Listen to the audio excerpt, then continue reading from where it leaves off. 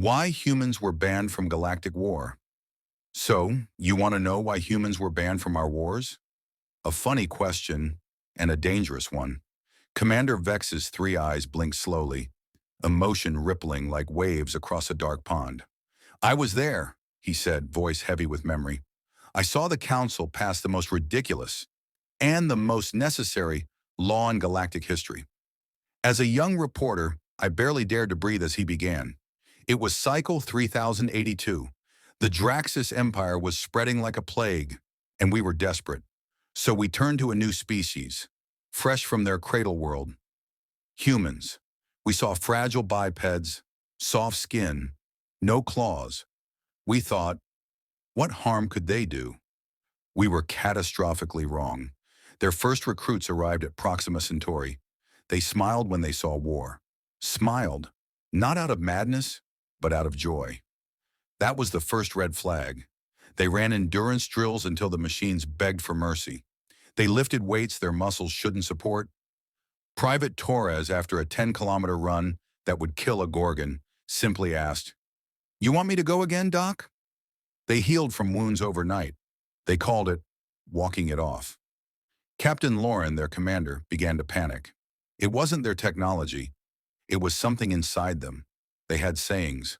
No pain, no gain. What doesn't kill you makes you stronger. To Lauren, it sounded like worship. A creed of pain. The breaking point came when Torres accidentally shattered the arm of a 2-meter Aeorian warrior, a species known for bones stronger than steel. Sorry, Captain, he muttered. Forgot about the whole density thing. Lauren's report to command was simple. Their strength is a liability. The reply was colder. Continue. We need them. That was just the beginning.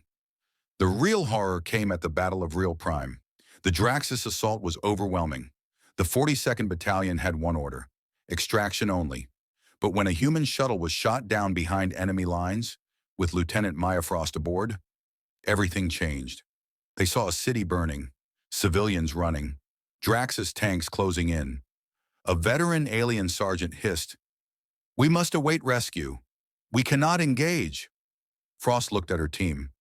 "You're right, Sergeant. Stay with the wounded." Then she turned to her squad. "We're going to make a diversion." It was suicide.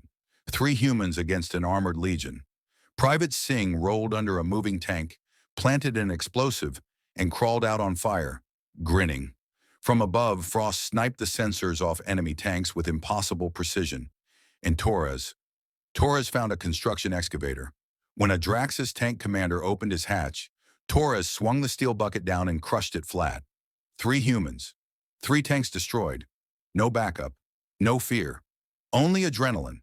When reinforcements finally arrived, Frost was organizing civilians into a militia. "Your orders were to avoid engagement," the Admiral said, stunned. Frost, bloodied but standing, replied, "We bought them time." The Admiral looked around at the wreckage. "You didn't just buy time. You changed the war?" From then on, every commander wanted humans, and that's when the Draxus realized, if they couldn't defeat humanity, they'd destroy what humanity loved. New Titan colony. No strategic value, just a home. The Draxus released a bioweapon that killed every non-human species. 200,000 dead in hours. Only the human colonists survived. Their message was clear: withdraw, or this plague spreads.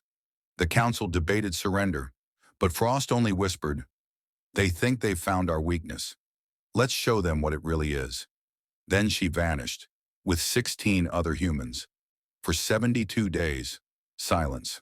Then came the day of smoke. Across 17 Draxus worlds, command centers went dark. No battles, no fleets, no warnings. At each base, written in Draxus blood, "You took ours. We take yours." The Draxus Empire didn't fall to force. It fell to terror. When Frost and her team returned, they were hollow-eyed and silent. "The Draxus miscalculated," she said. "They thought killing our allies would make us retreat. They didn't understand what it would do to us." Then she added, "Humans without rules are something the galaxy should never see again." The Council agreed. Resolution 7-293, the Human War Ban. Vex's voice dropped low. Their empathy is a switch, he said. In peace, it connects them to us all. But when those they love are hurt, that switch flips. Their enemies stop being people. They become problems to solve. They don't fight for land or for power. They fight for each other, and that makes them the most dangerous weapon in existence.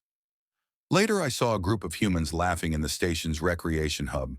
One of them, an older woman with gray hair and watchful eyes, noticed me staring. She smiled, and in that moment, I knew. It was her, Captain Maya Frost. The living reason humanity is forbidden from war. They weren't banned for their weakness. They were banned for their strength and for what they become when the universe pushes them too far.